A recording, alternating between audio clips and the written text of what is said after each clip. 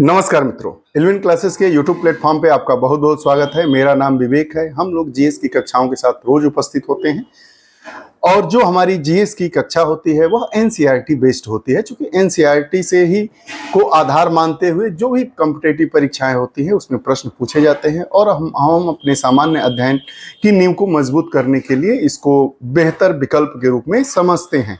आज हम बात कर रहे हैं भारतीय राज्य व्यवस्था के अगले टॉपिक पे, जिस टॉपिक का नाम है हमारे संविधान की प्रमुख विशेषताएं। इसके पहले हमने बात किया था कि हमारे आदर्श क्या है और हमारी प्रस्तावना क्या है। प्रस्तावना से जुड़े हुए तमाम महत्वपूर्ण शब्दों पर भी हमने गौर किया और उसके विषय में संपूर्णता से हमने जानकारी प्राप्त की। तो आइए इस कक्षा में हम बात करते हैं हमारे संविधान की प्रमुख विशेषताएं। संविधान की प्रमुख विशेषताओं में हम बात करेंगे लोकतंत्रात्मक शासन की। लोकतंत्रात्मक शासन क्या होता है, उससे हम क्या अर्थ निकाल सकते हैं, उसके क्या निहित अर्थ होते हैं। आइए एक एक कर सभी पहलुओं पर हम बात करते हैं। लोकतंत्रात्मक शासन भारतीय संविधान के प्रमुख आधारभूत विशेषताओं में से एक है। लोकतंत्रात्मक शासन है जो भारत की संविधान की देन है। भारत के संविधान में बताया गया है कि जो भारत का शासन होगा वो लोकतंत्रात्मक तरीके से चलाया जाएगा। संसदीय लोकतंत्रात्मक तरीके की सरकार होगी। लोक मतलब जनता के द्वारा चुनी हुई सरकार होगी।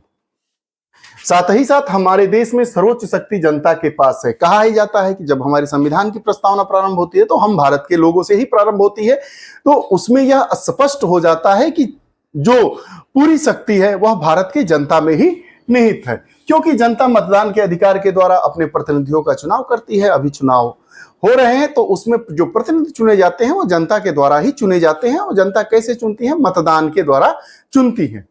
यह प्रतिनिधि जनता की भलाई के लिए कानून बनाते हैं। इन कानूनों के अनुसार जनता पर शासन किया जाता है और जनता इन कानूनों का पालन करती है। यही लोकतंत्र है। जनता प्रतिनिधियों का चुनाव करती है, प्रतिनिधि कानून बनाते हैं, कानून से शासन होता है और उस शासन के द्वारा हम अपने आप को विकसित करते हैं, उत्थानित करते हैं और आगे बढ़ाते हैं और हमारे देश की गरिमा आगे बढ़ती है। यदि जनता के द्वारा चुने गए प्रतिनिधि जिनका लोकसभा चुनाव प्रत्येक 5 वर्ष में होता है कि कार्य से जनता संतुष्ट नहीं होती है तो वह अगले आम चुनाव में उन्हें सत्ता के लिए नहीं चुनती है। अगर चुने गई सरकार से जनता नाखुश है तो अगले 5 साल में जो चुनाव होता है उसमें जनता उस सरकार को नकार देती है।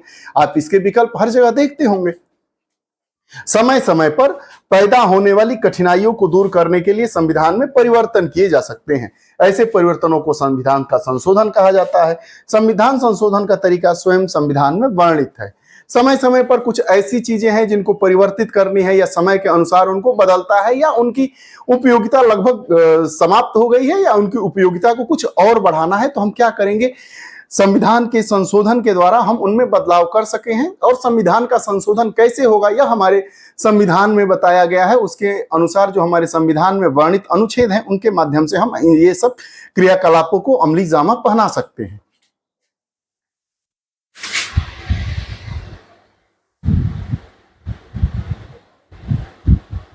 दूसरी चीज होती है संघात्मक पद्धति। संघात्मक पद्धति कहा ही गया है हमारे संविधान के अनुच्छेद 1 में, India that is Bharat shall be A union of state. Bharat जो कि राज्यों का संघ है। तो संघात्मक पद्धति के बारे में आइए बात करते हैं। भारत एक विशाल देश है जिसमें सांस्कृतिक भाषाई विभिन्नताएं विद्यमान है। अतः एक केंद्र पूरे देश का शासन चलाना कठिन है। इसलिए एक केंद्र के माध्यम से पूरे देश का शासन चलाना कठिन है। इसलिए यह स्वाभाविक है कि हमारे देश में राष्ट्रीय स्तर पर राष्ट्रपति, प्रधानमंत्री व सांसद हैं और राज्य स्तर पर राज्यपाल, मुख्यमंत्री और विधानमंडल है।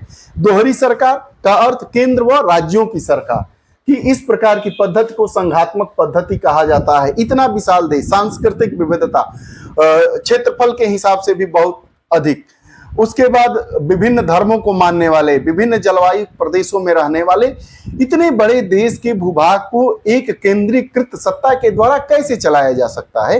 तो इसीलिए हमारे संविधान ने संघात्मक व्यवस्था को अपनाया। संघात्मक व्यवस्था अर्थात केंद्र की सरकार और राज्य की सरकार दोनों मिलकर कानून बनाएगी और उस कानून के अनुसार यह देश के जितने नियम कानून है सब लागू होंगे और चलेंगे। इन दोनों सरकारों, दो सरकार मतलब केंद्र एवं राज्य सरकारों के अपने अपने अधिकार हैं, जिसका वर्णन संविधान की 7वीं अनुसूची में किया गया है। 7वीं अनुसूची में 3 सूचियां दी गई है: केंद्र सूची, समवर्ती सूची और राज्य सूची। केंद्रीय सूची समवर्ती सूची और राज्य सूची। समवर्ती सूची पर कानून बनाने का अधिकार केंद्र और राज्य को है। विवाद की स्थिति में केंद्र सर्वोपरि होता है। राज्य सूची में जितने विषय हैं उन पर राज्य सरकार का अधिकार है और केंद्रीय सूची में जितने नियम कानून जितने विषय हैं उन पर केंद्र सरकार का अधिकार है। पहली सूची अर्थात केंद्रीय सूची के विषय केंद्रीय सरकार के अधिकार क्षेत्र में उन विषयों को रखा गया है जो राष्ट्रीय महत्व के हैं।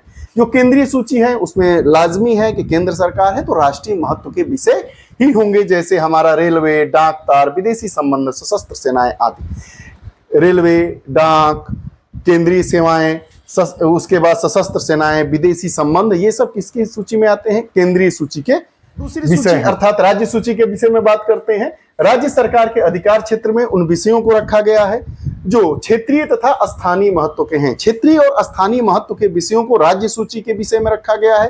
राज्य सूची का विषय है जैसे लोक स्वास्थ्य, पुलिस, जेल, कृषि और शिक्षा। तीसरी सूची आती है समवर्ती सूची अर्थात इस सूची में दिए गए विषयों पर केंद्र सरकार, संसद और राज्य सरकार अर्थात राज्य का विधानमंडल कानून बना सकती है, परंतु विरोधाभास की स्थिति में केंद्र द्वारा बनाए गए कानून ही मान्य होंगे और राज्य द्वारा बनाए गए कानून रद्द कर दिए जाते हैं। समवर्ती सूची में केंद्र और राज्य दोनों को कानून बनाने का अधिकार है, विषयों को सुरक्षित करने का अधिकार है। विवाद की स्थिति में केंद्र द्वारा बनाया गया नियम कानून ही लागू होगा, राज्य द्वारा बनाए गए नियम कानून को रद्द कर दिया जाता है। नागरिकता, वे लोग जो भारत में पैदा हुए हैं भारत के नागरिक होते हैं, भारत के नागरिक हैं। एक नागरिक के नाते उनके निश्चित अधिकार होते हैं, कुछ उत्तरदायित्व होते हैं। कुछ अधिकार हमको मिला है तो कुछ हमारी भी जिम्मेदारियां होगी, हमारी भी कुछ रिस्पॉन्सिबिलिटीज होंगी। यह हमारे संविधान में बताया गया है मूल अधिकार और मूल कर्तव्य के रूप में। इस तरह नागरिक का एक विशेषाधिकार है जो भारत के प्रत्येक नागरिक को दिया जाता है, परंतु इसका अर्थ यह नहीं है कि भारत में जो रहता है वह भारत का नागरिक हो। इसका अर्थ यह नहीं है कि भारत में रहने वाला प्रत्येक व्यक्ति भारत का नागरिक है। ऐसा नहीं है। जो भारत में जन्मा है, जन्म से रह रहा है या और तरीके हैं भारत की नागरिकता प्राप्त करने के, उसके तहत जो व्यक्ति नागरिक है वही भारत का नागरिक है।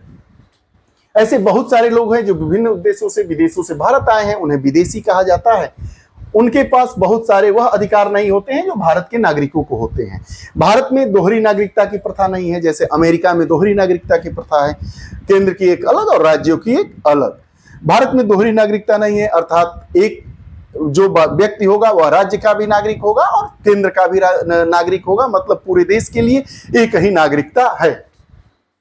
उदाहरण के लिए एक आदमी जो महाराष्ट्र में रहता है उसे एक ही नागरिक उपलब्ध है, वह भी भारत की नागरिकता। दो नागरिकता नहीं मिलेगी, पहली अपने राज्य की, दूसरी अपने देश की। अतः हमारा संविधान एक नागरिकता प्रदान करता है। भारत में एक ही नागरिकता मिलती है, दोहरी नागरिकता का व्यवस्था नहीं है, प्रावधान नहीं है। और बात कर लेते हैं, संविधान भारत के हर नागरिक को कुछ आधारभूत अधिकारों की गारंटी देता है। यह अधिकार न सिर्फ लोकतंत्रात्मक सरकार जो चलाने के लिए जरूरी है, वरन नागरिक के व्यक्तित्व के विकास के लिए भी जरूरी है। ये अधिकार प्रत्येक नागरिक के जीवन के आधारभूत है, इसलिए इसे मूल अधिकार कहा जाता है। भारत में पैदा होने के साथ ही जो नागरिक हैं उनको यह अधिकार मिल जाते हैं।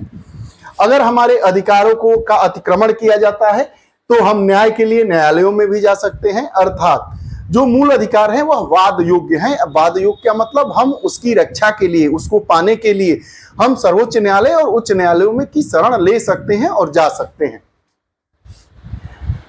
हम भारत के न्यायालय हमारे अधिकारों के रक्षक हैं। ये तटस्थता पूर्वक सारे मामलों का निपटारा करते हैं, यहाँ तक कि भारत सरकार के खिलाफ भी निर्णय दे सकते हैं। इससे यह पता चलता है कि भारतीय न्यायालय कितने स्वतंत्र हैं। यह भारत सरकार के विरुद्ध भी अगर हमारे मौलिक अधिकारों का हनन होता है तो ये फैसला देते हैं। इसलिए न्यायपालिका भारत में स्वतंत्र निकाय के रूप में काम करती है। धर्मनिरपेक्षता से क्या आशय है? हमारे संविधान ने हमारे देश को धर्मनिरपेक्ष रखा है। भारत में सभी धर्म बराबर हैं, किसी धर्म के प्रति कोई भेदभाव नहीं है। सरकार किसी धर्म विशेष का पक्ष नहीं लेती है। हम धर्मनिरपेक्ष हैं, अर्थात भारत सरकार का, हमारे देश का कोई अपना धर्म नहीं है। हम धर्मनिरपेक्ष होकर काम करते हैं। भारत सरकार या हमारा राज्य किसी धर्म विशेष को पराश्रय नहीं देता है, न ही उसके प्रति दोयम दर्जे का रवैया रखता है। वही कह रहा है कि हमारा संविधान धर्मनिरपेक्षता की बात करता है। अब इससे जुड़े हुए कुछ महत्वपूर्ण तथ्यों को देख लेते हैं। भारतीय संविधान के अनुच्छेद 12 से 35 तक कुल 6 मौलिक अधिकारों का वर्णन किया गया है। भारतीय संविधान में भाग 2 में अनुच्छेद 5 से 11 तक नागरिकता का वर्णन किया गया है। ये रही आज की इस कक्षा की बातें। कक्षाएं थोड़ी छोटी छोटी हैं, आप लोगों का इंटरेस्ट बना रहे, लेकिन इतनी महत्वपूर्ण कक्षाएं हैं, यकीन मानिए गंभीर होकर पढ़ेंगे तो आगामी परीक्षाओं में जितने इससे रिलेटेड प्रश्न आएंगे उसमें 90% से ज़्यादा इसी से प्रश्न पूछे जाएंगे। आपको हमारी कक्षाएं कैसी लगती हैं? अगर आप हमारे चैनल से नहीं जुड़े हैं तो कृपया इलेवन क्लासेस चैनल से जरूर जुड़े, बेल आइकन का बटन दबाएं ताकि जितनी भी वीडियोस आए उसका नोटिफिकेशन आप तक पहुंचे, आप उसका लाभ उठा सकें। अपने मित्रों परिवारीजनों तक इस चैनल को शेयर करिए, हमारे लिए बहुत ही अच्छा रहेगा। अपने कमेंट हमारे क्लासेस के कमेंट बॉक्स में अपने विचार जरूर दें। पुनः नई कक्षा के साथ उपस्थित होंगे, तब तक के लिए बहुत बहुत धन्यवाद। नमस्कार।